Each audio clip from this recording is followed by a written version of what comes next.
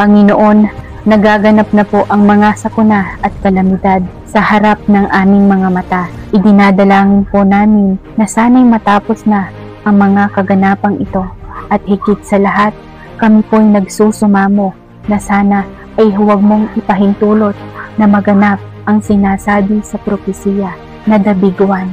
Naway manatili sa amin ang kaayusan, katahimikan at kapayapaan sa aming puso. Ang mga batang minamahal mo, mga kabataan at maging ang mga matatanda ay mabuhay ng malaya, ngunit mananatiling tapat at sumusunod sa kalooban mo.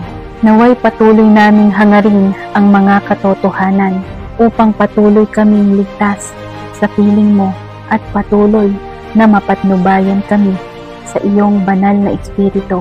Lubos naming ibinibigay sa iyong mga kamay ang lahat ng ito at ang aming kaligtasan. Kung mahal mo ang Diyos at nais mong marami ang mailigtas, ibahagi mo ang panalangin ito. Amen.